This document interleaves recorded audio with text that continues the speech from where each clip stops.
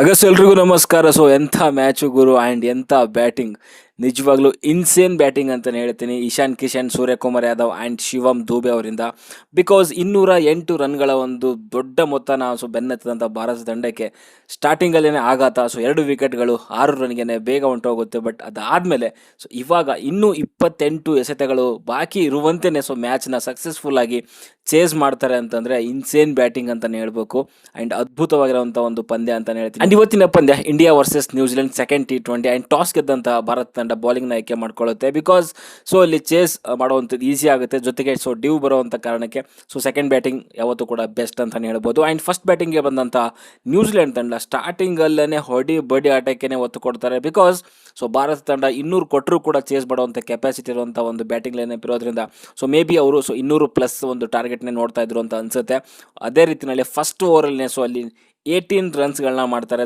Convoy ಅಲ್ಲಿ ನಮ್ಮ ಹರ್ಷದೀಪ್ ಸಿಂಗಿಗೆ ಹಿಗ್ಗ ಮುಗ್ಗ ಜಾಡಿಸ್ಬಿಡ್ತಾರೆ. ಫಸ್ಟ್ ಓವರಲ್ಲಿ 18 ರನ್ನು. ಆ್ಯಂಡ್ ಸೆಕೆಂಡ್ ಓವರಲ್ಲಿ ಹಾರ್ದಿಕ್ ಪಾಂಡ್ಯ ಸ್ವಲ್ಪ ಡೀಸೆಂಟ್ ಆಗಿ ಬೌಲ್ ಮಾಡ್ತಾರೆ ಅಂತ ಹೇಳ್ಬೋದು. ಅಗೇನ್ ಥರ್ಡ್ ಓವರಲ್ಲಿ ಸೈಫರ್ಟ್ ಅಗೇನ್ ತಿರ್ಗಾ ಮತ್ತೆ 18 ರನ್ಗಳನ್ನ ಹರ್ಷದೀಪ್ ಅವರ ಒಂದು ಬೌಲಿಂಗಲ್ಲಿ ತಗೊಳ್ಳುವಂಥದ್ದು. ಆ್ಯಂಡ್ 3 ಓವರಲ್ಲಿ 43 ರನ್ಗಳನ್ನು ಒಂದು ಗಳಿಸ್ತಾರೆ. ಆ್ಯಂಡ್ ಅದಾದಮೇಲೆ 4 ಓವರಲ್ಲಿ ಬಂದಾಗ ಅಲ್ಲಿ ಹರ್ಷಿತ್ ರಾಣಾ ಅವರು ಒಂದು ವಿಕೆಟ್ನ ತೆಗಿತಾರೆ. ಅಲ್ಲಿ ಫಸ್ಟ್ ಔಟ್ ಆಗಿರುವಂಥದ್ದು ನಮ್ಮ ಡಾವೈನ್ ಕಾನ್ವೆ ಅವರು. ಅಲ್ಲಿ ಕೇವಲ 19 ರನ್ನು 9 ಬಾಲಲ್ಲಿ 3 ಬೌಂಡ್ರಿ 1 ಸಿಕ್ಸರ್ ಮಾಡಿ ಅವರು ಔಟ್ ಆಗ್ತಾರೆ. ಆ್ಯಂಡ್ ಅವ್ರು ಔಟ್ ಆಗಿದ್ದಾದಮೇಲೆ ಸೈಫರ್ಟ್ ಕೂಡ ಜಾಸ್ತಿ ಹೊತ್ತು ನಿಂತ್ಕೊಳ್ಳಲ್ಲ. ಅವರು 24 in 13 ಡೆಲಿವರೀಸು. ಅವರು ಬೇಗ ಔಟ್ ಆಗ್ತಾರೆ. ಆ್ಯಂಡ್ ಅದಾದಮೇಲೆ ಕೆಳಗಡೆ ಬಂದಂಥದ್ದು Rachin Ravindra and Glenn Phillips. Rachin Ravindra ಒಂದು ಚೆನ್ನಾಗಿ ಆಡಿದ್ರು ಇನ್ನಿಂಗ್ಸ್ ಅಂತಲೇ ಹೇಳ್ಬೋದು. ಬಟ್ ಅದನ್ನು ಕನ್ವರ್ಟ್ ಮಾಡಲಿಕ್ಕೆ ಆಗಿಲ್ಲ ಬಿಗ್ ಇನ್ನಿಂಗ್ಸ್ ಆಗಿ.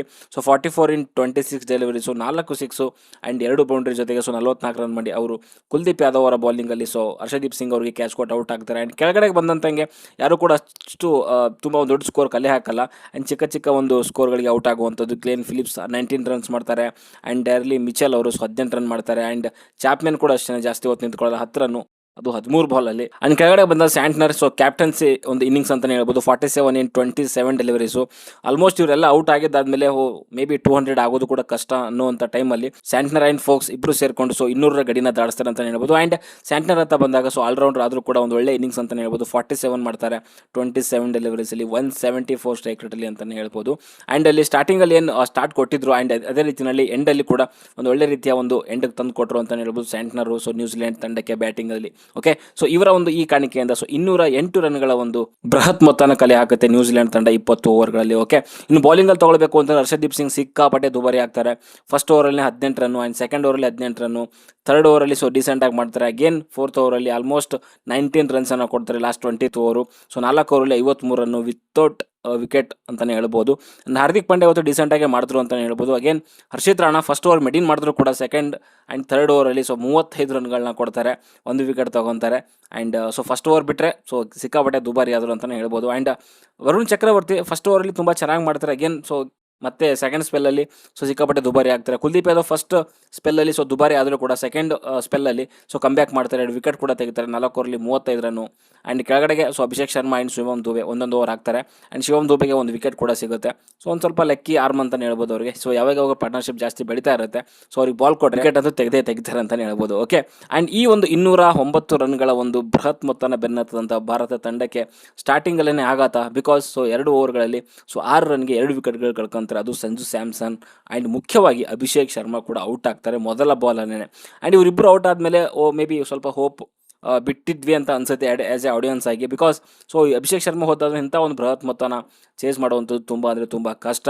ಛೋಟಾ ಪಟಾಕ ಬಡಾ ಧಮಾಕ ಅಂತಾರಲ್ಲ, ಅದೇ ರೀತಿಯಲ್ಲಿ ಇಶಾನ್ ಕಿಶನ್ ಸ್ಟಾರ್ಟಿಂಗಿಂದನೇ ಒಂದು ಒಳ್ಳೆ ಬ್ಯಾಟಿಂಗ್ ಅಂತಲೇ ಹೇಳ್ಬೋದು. ಆ್ಯಂಡ್ ಸಿಕ್ಸಸ್ಗಳು, ಬೌಂಡ್ರಿಗಳು, ಸಖತ್ತಾಗಿರುವಂಥ ಒಂದು ಹಿಟ್ಟಿಂಗ್ ಅಂತಲೇ ಹೇಳ್ಬೋದು. ಅದ್ಭುತವಾಗಿರುವಂಥ ಒಂದು ಬ್ಯಾಟಿಂಗ್ ಒಂದು ಮಾಡಿದ್ರು ಅಂತಲೇ ಹೇಳ್ಬೋದು ನಮ್ಮ ಇಶಾನ್ ಕಿಶನ್. ಜಾಕರಿ ಫೋಕ್ಸ್ ಅವರ ಒಂದು ಓವರಲ್ಲಿ ಅಲ್ಲಿ 24 ರನ್ನ ತೊಗೊತಾರೆ ಫಸ್ಟ್ ಓವರಲ್ಲಿ. ಆ್ಯಂಡ್ ಕೆಳಗಡೆಗೆ ಅಗೇನ್ ಒಂದು ಒಳ್ಳೆ ಹಿಟ್ಟಿಂಗ್ ಅಂತಲೇ ಹೇಳ್ಬೋದು ಸೂರ್ಯಕುಮಾರ್ ಯಾದವ್ ಆ್ಯಂಡ್ ಇಶಾನ್ ಕಿಶನ್ ಕಡೆಯಿಂದ 100+ ಪಾರ್ಟ್ನರ್ಶಿಪ್ ಬರುತ್ತೆ ಇಶಾನ್ ಕಿಶನ್ ಆ್ಯಂಡ್ ಸೂರ್ಯಕುಮಾರ್ ಯಾದವ್ ಅವರ ಒಂದು ಪಾರ್ಟ್ನರ್ಶಿಪ್ಪಲ್ಲಿ. ಆ್ಯಂಡ್ ಇಶಾನ್ ಕಿಶನ್ ಅಂದರೆ ಜಾಸ್ತಿಯಲ್ಲಿ ರನ್ಸ್ ಇರುವಂಥದ್ದು, 76 ರನ್ಸ್ ಮಾಡ್ತಾರೆ ಆ ಒಂದು 100 ರನ್ ಪಾರ್ಟ್ನರ್ಶಿಪ್ಪಲ್ಲಿ. ಆ್ಯಂಡ್ ಸೂರ್ಯಕುಮಾರ್ ಯಾದವ್ ಇದ್ದಂಥದ್ದು ಬರೀ 24 ರನ್ಸ್ ಅಷ್ಟೇ. ಆ್ಯಂಡ್ ಅದ್ಭುತವಾಗಿರುವಂಥ ಒಂದು ಕಂಬ್ಯಾಕ್ ತೊಗೊಂಡು ಬರ್ತಾರೆ ಇಶಾನ್ ಕಿಶನ್ ಆ್ಯಂಡ್ ಸೂರ್ಯಕುಮಾರ್ ಯಾದವ್ ಇಬ್ಬರು ಪಾರ್ಟ್ನರ್ಶಿಪ್ಪಲ್ಲಿ ಅಂತಲೇ ಹೇಳ್ಬೋದು. And Ishan Kishan 76 in 32 deliveries. 237 ಒಂದು ಸ್ಟ್ರೈಕ್ ರೇಟಲ್ಲಿ ಮಾಡಿರುವಂಥದ್ದು, 11 ಬೌಂಡ್ರಿ, 4 ಸಿಕ್ಸರ್ ಒಂದಿಗೆ ತಮ್ಮ ಒಂದು ಇನ್ನಿಂಗ್ಸ್ನ ಎಂಡ್ ಮಾಡ್ತಾರೆ. ಆ್ಯಂಡ್ ಕೆಳಗಡೆಗೆ ಅಗೇನ್ ಜಾಯ್ನ್ ಆಗುವಂಥದ್ದು ಸೂರ್ಯಕುಮಾರ್ ಯಾದವ್ ಅವರಿಗೆ ಶಿವಮ್ ದೂಬೆ. ಅಗೇನ್ ಇವರಿಬ್ಬರು ಕೂಡ ಅಷ್ಟೇ ಅದ್ಭುತವಾಗಿರುವಂಥ ಒಂದು ಬ್ಯಾಟಿಂಗ್. ಅದರಲ್ಲೂ ಮುಖ್ಯವಾಗಿ ಸೂರ್ಯಕುಮಾರ್ ಯಾದವ್ ಅಂತೂ ಕೇಳಲೇಬೇಡಿ. 37 ಬಾಲಲ್ಲಿ 82 ರನ್ನು, 221 ಸ್ಟ್ರೈಕ್ ರೇಟಲ್ಲಿ 4 ಸಿಕ್ಸರ್, 9 ಬೌಂಡ್ರಿ, ಹಿಗ್ಗಾಮುಗ್ಗಾ ಬಾರ್ಸಾಕ್ಬಿಟ್ರು ನ್ಯೂಜಿಲೆಂಡ್ ಬೌಲರ್ಸ್ಗಳಿಗೆ.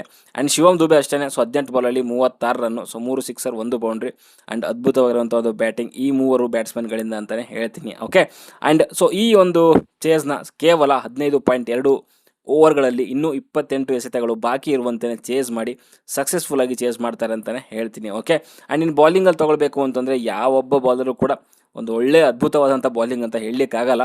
ಆ್ಯಂಡ್ ಮ್ಯಾಟ್ ಹೆನ್ರಿ ಆದರೂ ಆಗಿರ್ಬೋದು, ಜಾಕಬ್ ಡೆಫಿ ಆಗಿರ್ಬೋದು, ಮಿಚೆಲ್ ಸ್ಯಾಂಟ್ನರ್ ಎಲ್ಲರೂ ಕೂಡ ಸರಿಯಾಗೆ ಒಂದು ಏಟುಗಳು ತಿಂದಿದ್ದಾರೆ ಅಂತ ಹೇಳ್ಬೋದು. ಅದರಲ್ಲೂ ಮುಖ್ಯವಾಗಿ ಮಾತಾಡಬೇಕು ಅಂತಂದರೆ ಫೋಕ್ಸ್ ಬಗ್ಗೆ. 3 ಓವರಲ್ಲಿ 67 ರನ್ನು, ಫಸ್ಟ್ ಓವರಲ್ಲಿ 24, ಸೆಕೆಂಡ್ ಓವರಲ್ಲಿ 25, ಅಗೇನ್ ಮೂರನೇ ಓವರಲ್ಲಿ 19 ರನ್ಗಳ ಒಂದು ರನ್ಸ್ಗಳನ್ನು ಬಿಟ್ಕೊಡ್ತಾರೆ.